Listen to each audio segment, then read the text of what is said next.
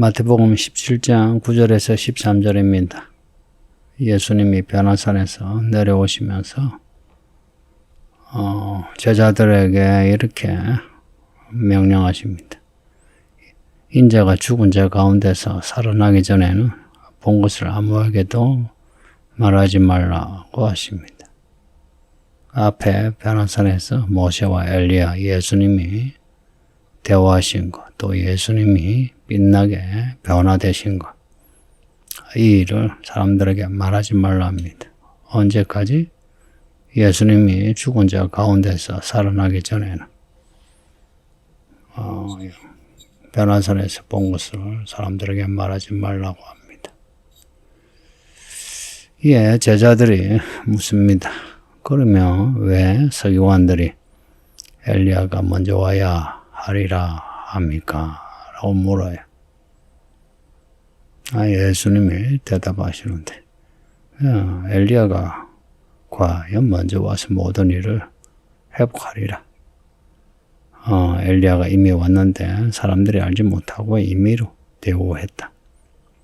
인자도 이와 같이 임의로 대우를 받아 그들에게 고난을 받을 거다 하십니다. 이제 그제야 제자들이 예수님이 말씀하신 그 엘리야가 세례 요한인 줄을 깨달았다 합니다. 예수님과 제자의 대화입니다.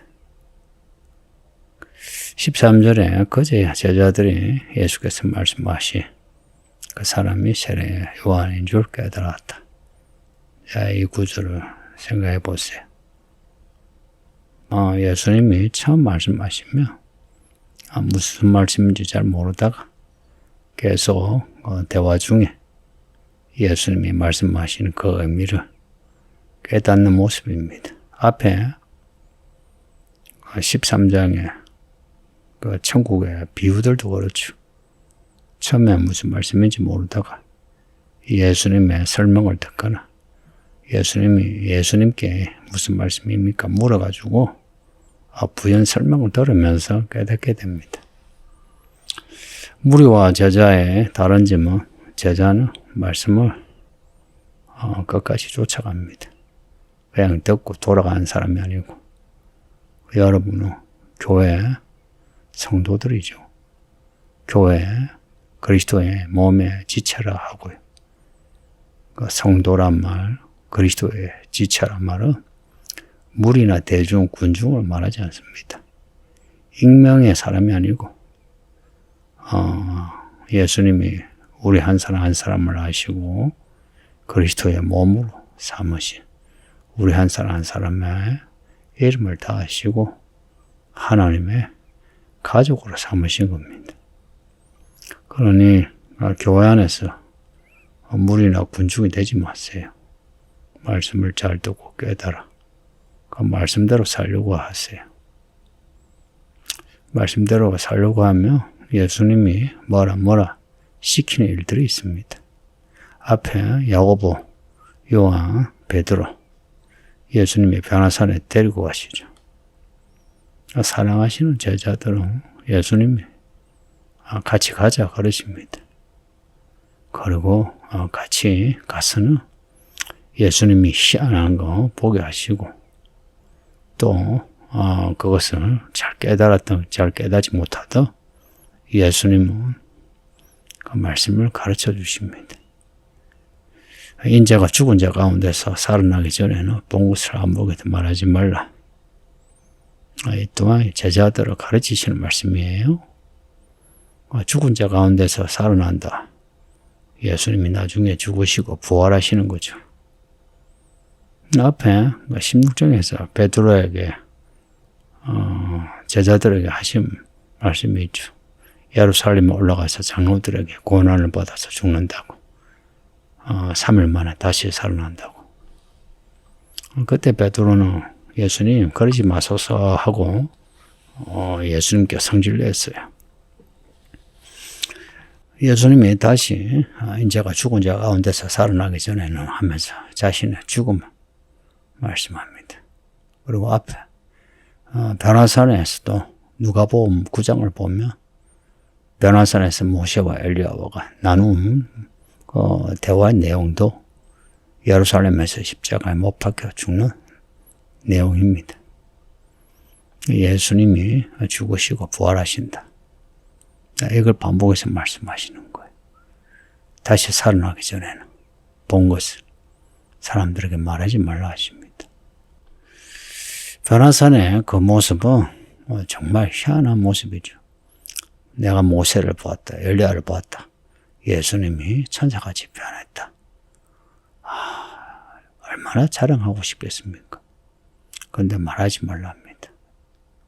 이렇게 예수님이 자신이 그리스도이심을 숨기는, 말하자면 자신이 그리스도인 것을 언역하는 말씀이 들어있습니다. 왜 그러실까? 그런 희한한 일을 사람들에게 말하면 사람들이 진짜 그리스도시네. 우리도 믿어야지 이럴 건데. 예수님이 이렇게 아무에게도 말하지 말라 하시는 거는 하나님의 이야기를 따라가는 겁니다. 예수님이 죽으시고 부활하시는 것, 이거 하나님이 이끄시는 이야기의 흐름을 타는 겁니다. 그래서 지금은 인자가 예수님이 죽은 자 가운데서 다시 살아나는 일, 혹은 그리스도이신 것을 숨기는 겁니다. 제자들은 알아도 사람들에게는 말하지 말라. 그렇습니다. 그러니까 우리가 뭔가 알아도 말해야 될 때가 있고 하지 않을 때가 있고 또 행동을 해야 할 때 있고 하지 않을 때가 있습니다.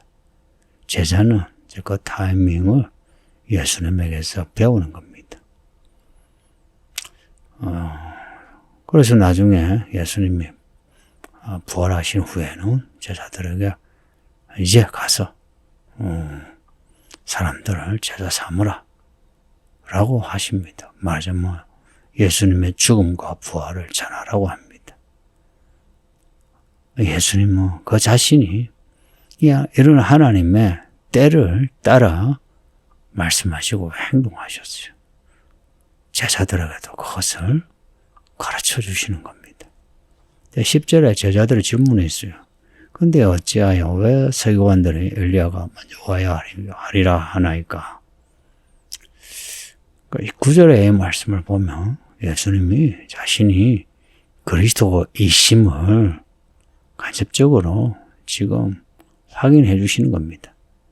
인자가 죽은 자 가운데서 살아나기 전에는 예수님이 죽으시고 부활하시는 그리스도이신 것을 난 메시아다 한 겁니다. 그러니 앞에 16장에서 베드로의 그 고백, 주는 그리스도시오 하나님 아들이십니다 할 때에 바요나 시몬아, 하나님이 너에게 가르쳐줬다. 내가 너에게 천국 열쇠를 주마 그러셨거든요. 여기에 대해 제자들은 합리적인 이제 의문이 생기는 게 서기관들이 하는 말이 엘리야가 먼저 와야 하리라고 예언한 거예요. 그 구약의 예언이죠. 말라기 3장 4장에 엘리야가 와서 사람들을 아버지께로 돌아오게 하는 그리고 회복의 일을 한다고 예언해요. 서기관들은 이런 그 말라기서 말씀을 인용하면서 그리스도가 오기 전에 엘리야가 사람들을 하나님께로 돌이킨다. 엘리야가 먼저 와야 한다고 하지 않습니까? 라고 묻는 겁니다. 아직 엘리야가 오지 않았는데 우리 예수님이 진짜 그리스도이신가 뭐 이런 겁니다. 앞에 세례 요한도 헤롯에 의해 감옥에 갇혔을 때 예수님이 뭐 꺼내주지 않으시고 가만히 계셨죠. 그때 세례 요한이 오실 그이가 당신님이십니까? 라고 물었어요. 그런 맥락에 있습니다. 엘리야가 먼저 온다 했는데 오직 성경의 예언대로 엘리야가 먼저 와야 예수님이 진짜 그리스도가 아니신가?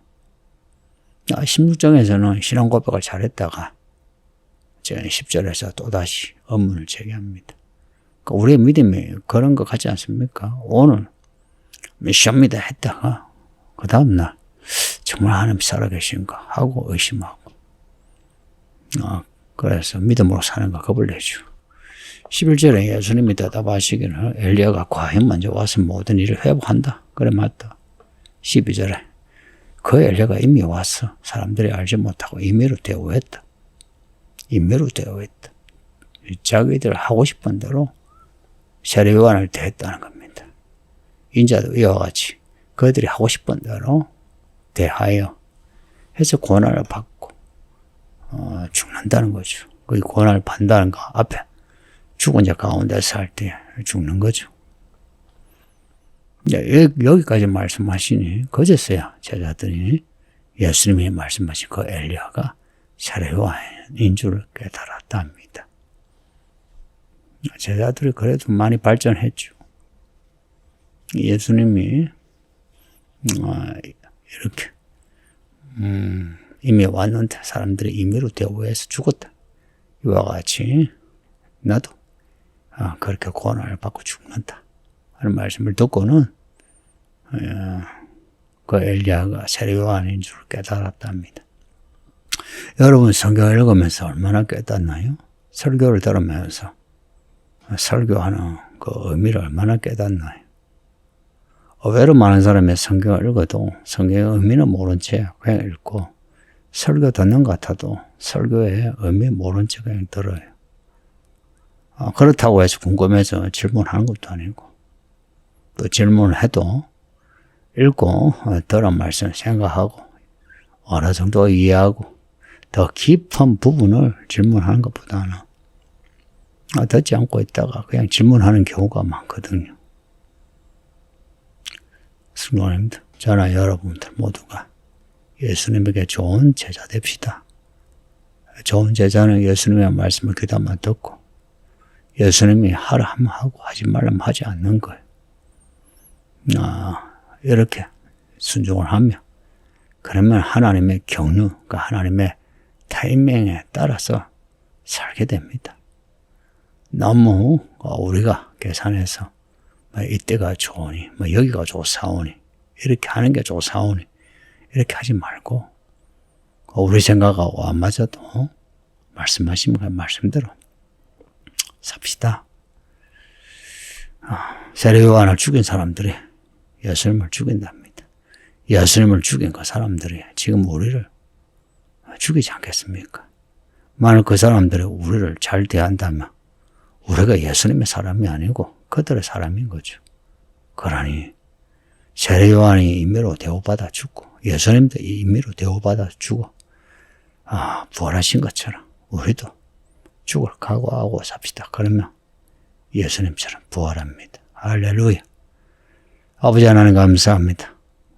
마태복음을 계속 읽게 하시니 이 말씀을 읽음으로 신약 성경 전체 기초를 닦게 하시고 구약의 한 말씀을 정리정돈 잘하여 하나님의 이야기를 아는 하나님의 종 예수님의 제자가 되게 하소서. 우리가 가야 할 길을 이 말씀에서 찾아 용감무상하게 믿음으로 끝까지 살게 해주세요. 예수님의 이름으로 기도합니다. 아멘.